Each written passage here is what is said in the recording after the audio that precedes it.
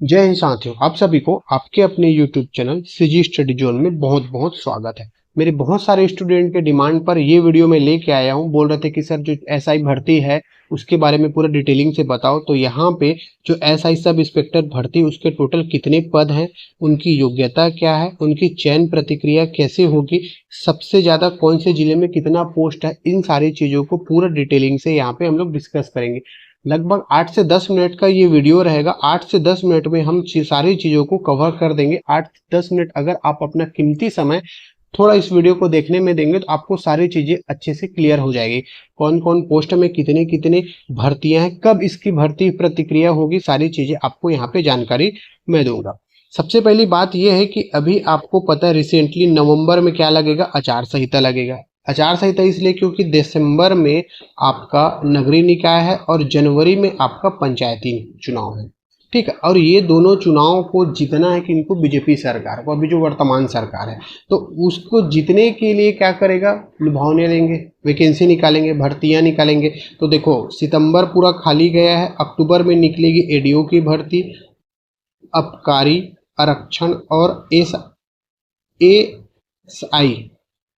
ASI ASI की जो vacancy है निकलेगी, ये बताया है। अब ये कल का न्यूज़ है ना, ये सहायक उप निरीक्षक के 263 पदों पर होगी भर्तियां। थोड़ा सा इसके लिए डिटेलिंग से मैं बताता समझाने चाह रहा हूँ मैं आपको। देखो सीएम ने निर्देश दिए, पुलिस विभाग को मंजूरी दी है, कुल 806 पदों पर भर्ती होगी, हरी झंडी दिखाया गया है। कहाँ पे, पुलिस विभाग के में टोटल 263 उप निरीक्षक, सहायक उप निरीक्षक की भर्ती होगी। अब ये 263 और ये है आपका कितना, पहले निकल गया है 341 पद। कितने, 341 पद, जिसमें सूबेदार के पद हैं, उप निरीक्षक के पद है, ऐसे करके टोटल आपके 341 पद पहले के हैं। और अभी 263, ये 3-4 दिन पहले का न्यूज़ है, 263 ये टोटल करके आपका 806 पदों में पुलिस विभाग में भर्ती होगी। बहुत इम्पोर्टेंट है क्योंकि अभी रिसेंटली 2023 का जो एसआई का भर्ती 6 साल पुराना था, वो तो एसआई 2023 में कंप्लीट हुआ। अभी तक इन भाइयों को तो अभी तक क्या नहीं दिया गया है, इनकी नियुक्ति नहीं किया गया है। सरकार नहीं पता क्या किस मंजस में फंसी हुई है, क्या है, तो वही जाने, इनको नियुक्ति दे देना चाहिए क्योंकि मेहनत किए हुए हैं। बिना मेहनत के वहाँ तक नहीं पहुँचे, क्योंकि पहले क्या दिए, पहले तो ये लोग प्री दिए, फिर जाके मेंस दिए, फिर क्या दिए, फिजिकल दिए, तीसरे में फिर इंटरव्यू दे के 4 लेवल पार करके बेचारे लोग पहुँचे। इनको तो पहले इनका न्याय होना चाहिए। मैं इनके समर्थन करता हूँ, इनको आप लोग नियुक्ति बहुत से बहुत जल्दी देने की कोशिश करे सरकार। हमारा बात ये है कि ये जो पद हैं टोटल 341 पद और 263, इन पदों को डिटेलिंग से समझेंगे, कब क्या है, कैसे कैसे होगा। ठीक, अब ये जो आपका जो पीडीएफ है नोटिफिकेशन, ये पुराना है, 2023-21 वाला है, जो 18 में भर्ती निकला था उसका, इसी के तहत ही आपका निकलेगा। देखो आरक्षण पता है आपको कितना कितना आरक्षण मिलेगा महिला को और पुरुष को कितना। आयु सीमा सबसे इम्पोर्टेंट है, कई लोगों का मिनिमम आयु 21 वर्ष है, एकदम सही है। ये जो 34 वर्ष है वो कोरोना काल के लिए 34 वर्ष था, ये ज़्यादा से ज़्यादा 28 वर्ष लेगा। ठीक, 21 से 28 वर्ष ही एसआई भर्ती का ही आपका नोटिफिकेशन जारी होगा। ज़्यादा से ज़्यादा आपको जनरल की बात बता रहा हूँ ना, बाकी तो फिर ओबीसी और एसटी/एससी में 5 वर्ष का छूट मिलता ही है। जनरल की बात बता रहा हूँ, हो सके तो ऊपर नीचे 1-2 साल बढ़ा दे तो 32 साल का इसका रखेगा एज लिमिटेड। ये सब पुराना पीडीएफ है ना, ये पुराने तथ्य के हिसाब से मैं आपको इसकी जानकारी दे रहा हूँ, इसी तरीके से ही होंगे। अब देखो शैक्षणिक योग्यता पूछा है, जो सूबेदार है, उप निरीक्षक पद प्लाटून कमांडर के लिए किसी भी मान्यता प्राप्त में स्नातक की उपाधि होना चाहिए किसी भी सब्जेक्ट में। ठीक, दूसरा बोला है उप निरीक्षक के लिए क्या होना चाहिए, गणित है, भौतिक है, रसायन शास्त्र में आपका ग्रेजुएट होना चाहिए। उप निरीक्षक कंप्यूटर के लिए क्या है, कंप्यूटर एप्लीकेशन क्या है, बीसीए है, इन सब चीज़ों की उपाधि होना चाहिए। यहाँ पे पूरा डिटेलिंग से ये बताए, ये आपकी योग्यता होनी चाहिए इन पोस्टों के लिए। सारी चीज़ें, सारे पोस्ट आपको यहाँ पे मैं पहले ही यहाँ पे बता दिया हूँ, ये पोस्ट हैं, आप एक बार नोट डाउन कर लेना। साथ ही साथ योग्यता के साथ आपका शैक्षणिक शारीरिक अर्हता, ये तो योग्यता हो गया। शारीरिक अर्हता में जो पुरुष उम्मीदवार के लिए 168 सेंटीमीटर पुरुष के लिए, महिला के लिए 153 सेंटीमीटर अनिवार्य है। कितना, आपका पुरुष के लिए 168, महिला के लिए 163। ये पुराना है, अभी भी यही ही रहेगा, चेंज नहीं होगा। ठीक। और पुरुष उम्मीदवार की सीना फुलाने में 81, बिना फुलाए ना 81 होना चाहिए, फुलाने के बाद आपका 86 सेंटीमीटर होना चाहिए। कितना? 86 सेंटीमीटर होना चाहिए। फिर साथ में बोला सीना फुलाने एवं बिना फुलाने में कम से कम 5 सेंटीमीटर का अंतर होना चाहिए। ठीक। और क्या है यहाँ पे, आंखों से संबंधित रोग के लिए तो इसमें तो छत्तीसगढ़ शासन ऊपर नीचे करके जैसा भी होता है बन जाएगा। इसमें पहले आपका फिजिकल क्या है, फिजिकल ये होना चाहिए आपके।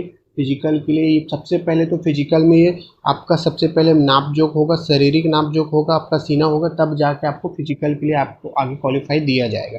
पहला ऐसा ही भर्ती में वैसे ही हुआ था, अभी भी यही ही प्रक्रिया होगा। दूसरी बात आपका चयन प्रतिक्रिया देखते हैं। ठीक है, चयन प्रतिक्रिया में क्या बताया है, जो खेल कूद के लिए आपका 10 अंक उसको बोनस दिया जाएगा। पहले तो नापतोल होगा, प्रारंभिक लिखित परीक्षा और मुख्य लिखित परीक्षा, फिर शारीरिक दक्षता परीक्षा और साक्षरता। ये 4 लेवल पहले स्टार्टिंग में बता दिए। चारों लेवल में अलग अलग चीज़ें आपको होंगे। पहले प्री होगा, फिर मेंस होगा, फिर आपका क्या होगा जी, आपका दौड़ धूप होगा, फिजिकल होगा, फिर जाके चौथे लेवल में आपका इंटरव्यू होगा। 4 लेवल पार करोगे तब जाके एसआई बन पाओगे। 4 लेवल पार करना बहुत जरूरी है। शैक्षणिक नापजोक तो सिर्फ नापजोक ही होगा। ठीक।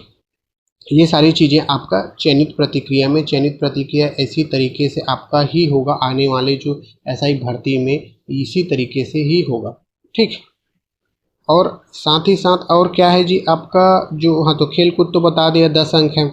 और क्या है बाकी, फिर तृतीय लिंग वर्ग के लिए द्वारा अपने आवेदन पुरुष विकल्प के बाहर जाने की स्थिति में, वो सब चीज़ें हैं जैसा भी है। लेकिन कोशिश ये करना कि जब आप फॉर्म भरें ना, जब आपका फॉर्म फिलअप करें उस समय, अभी अक्टूबर में ही आपको दिखेगा फॉर्म भरने के लिए, अक्टूबर में फॉर्म भरें तो गलत नहीं भरना। हर चीज़ों को, चाहे मेल हो चाहे फीमेल हो, आपकी योग्यता एकदम सही भरना। बीच में ना उसको सुधारने में बहुत ज़्यादा दिक्कत होता है, बहुत ही प्रॉब्लम होता है। फॉर्म अच्छे से भरे नहीं आता तो कहीं आपका जहाँ चॉइस सेंटर है या कहीं भी जाके आप वहाँ पे फॉर्म को भरवा सकते हैं, कंप्यूटर सेंटर में जाके इसको भरवा सकते हैं। तो अब साथ ही साथ टोटल कितने पद है, 806 पद। अब इसकी सिलेबस की बात करते हैं। देखो सिलेबस चाहे आपका एडीओ भर्ती हो, है ना, या आबकारी आरक्षण भर्ती हो, या आने वाले व्यापम की जो भी एग्जाम है, छत्तीसगढ़ पुलिस भर्ती हो, इसमें सेम क्या रहेगा, छत्तीसगढ़ रहेगा। एडीओ में ना, एडीओ में छत्तीसगढ़ रहेगा, बाकी चीज़ नहीं रहेगा। जीएस रहेगा, एकदम कॉमन सी चीज़ है। मैथ्स रहेगा इसमें, है ना, किसमें आपका एसआई भर्ती में। और जो भी छत्तीसगढ़ व्यापम की जो भी भर्ती है, ये तीनों चीज़ें आपसे कॉमन है। हिंदी कॉमन है, इंग्लिश कॉमन है ना, ये सारी चीज़ें आपका रहेगा। तो पढ़ना क्या है आपको, फिर वही चीज़ें छत्तीसगढ़ जाके पढ़ना है, भारत का जीएस पढ़ना है, मैथ्स सब पढ़ना है, और हिंदी और इंग्लिश, ये सारी चीज़ें पढ़ना ही पढ़ना है। आप किसी भी चीज़ की तैयारी करो, इनको तो पढ़ना ही पढ़ना है। और जिस तरीके से अभी व्यापम का तरीका चल रहा है, व्यापम का जो कूट नीति का तरीका चल रहा है ना, कूटना है सबको, ऐसा वाला सिस्टम चल रहा है, उसको देखते हुए हमको छोटी वन लाइनर जो क्वेश्चन है उसको कम करके अब कूट वाला क्वेश्चन ही सॉल्व करना है। वैसे बनने के लिए वन लाइनर क्वेश्चन से कूट में जाके बनता है, लेकिन पहले वन लाइनर क्वेश्चन तो आपको अच्छे से याद होना चाहिए। तो इसके लिए मस्त छत्तीसगढ़ को डिटेलिंग से पढ़ो। मैं बुक सारी चीज़ें बताया हूँ, वही बुक पढ़ेगा जो एचआर का बुक है, सारी चीज़ों के लिए यही बुक सफिशियंट है। जीएस के लिए भी बताया हूँ, भारत का जो जीएस है लुसेंट का बुक पढ़िए। मैथ्स के लिए भी बता दिया मैं।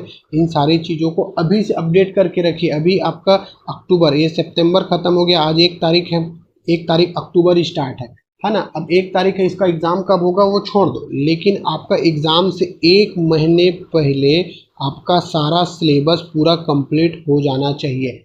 यही स्मार्ट स्टडी। कई लोग पूछते हैं, जैसा आज एक लड़की फ़ोन की थी कि सर मैं एसआई भर्ती प्री दिलाई थी, मेंस मेरा नहीं हो पाया, मैं कैसे स्मार्ट स्टडी करूं कि मैं आगे चल के गेन कर पाऊँ, नंबर मेंस निकाल पाऊँ। तो पहली बात, आपका सबसे पहला स्मार्ट स्टडी के लिए 1 महीने पहले आपका पेपर बचा है, उसके 1 महीने पहले, मान लो नवंबर में होना तो अक्टूबर तक आपका पूरा syllabus A to Z complete हो जाना चाहिए, बचा नहीं रहना चाहिए, सबसे पहली बात। उसके बाद फिर आप टेस्ट सीरीज दिलाओ, फिर उसको रिविज़न करो। कम से कम पेपर होने तक आपके 2 से 3 बार आपका रिवाइज होना चाहिए। क्योंकि हमारा दिमाग कोई आइंस्टीन नहीं है, समझने में पढ़ने में थोड़ा समय लगता है। तो इस चीज़ों को आप ध्यान में रखते हुए उसको 2 से 3 बार आप रिवाइज़ करोगे, वो ज़्यादा ज़रूरी रहेगा। इस वीडियो के माध्यम से मैं आपको यही जानकारी देना चाहता कि इतने पद हैं, आप एकदम सुस्ती के तरीके से मत पढ़ो कि अरे वैकेंसी आएगा तब पढ़ेंगे। जब वैकेंसी आएगा तो मुश्किल से आपको 1 माह या फिर 45 दिन का समय दिया जाएगा, और इन 45 दिनों में आपके पास क्या रहेगा? कुछ नहीं रहेगा। क्या पढ़ें क्या करें? इन 45 दिनों में सिर्फ रिवाइज करने का रहेगा। लेकिन अगर अभी से सारी चीज़ों को कंप्लीट करके रखते हैं ना, पूरी चीज़ों को कंप्लीट करके रखते हैं, तो इस 1 माह में सिर्फ आप रिवाइज करोगे। अब बाद में अगर करोगे तो कुछ नहीं होगा जी। इसीलिए कंटिन्यू जो एकदम सही बता रहे हो, रेगुलर पढ़ रहे हैं ना, वो अभी से 6 से 8 घंटा पढ़ाई शुरू कर दें।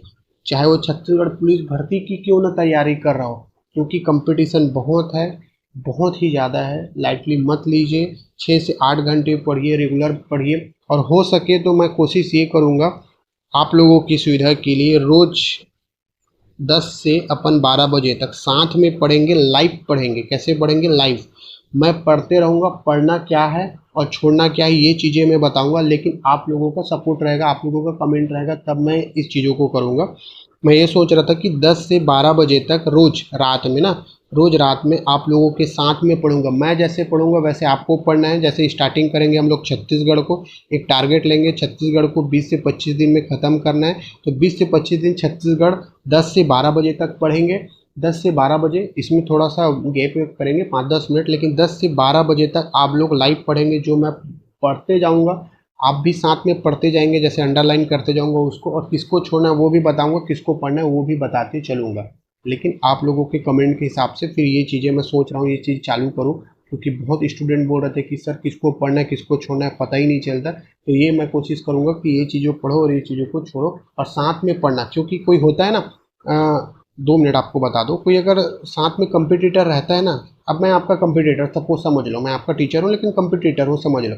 अगर मैं आपके साथ 10 से 12 2 घंटा भी आपके साथ पढ़ रहा हूँ, 2 घंटा अगर आप लगातार एक साथ समय देते हो ना, बहुत कुछ फ़ायदा होगा। एक कंपटीटर आपके साथ में अगर पढ़ रहे हैं ना, तो अरे वो पढ़ रहा है तो मैं भी क्यों ना पढूँ। जब सर आपके साथ पढ़ रहे हैं तो आप क्यों ना पढ़ो, आप मेरे साथ ही पढ़ोगे। इसीलिए मैं सोच रहा हूँ 10 से 12 ये लाइव क्लास चलेगा। लाइव क्लास में सारी चीज़ें फिर अपन पढ़ते रहेंगे। ठीक, अगर ये वीडियो हेल्पफुल लगा हो तो ज़रूर कमेंट लाइक करिए। मिलते हैं नेक्स्ट वीडियो में। जय हिंद साथियों।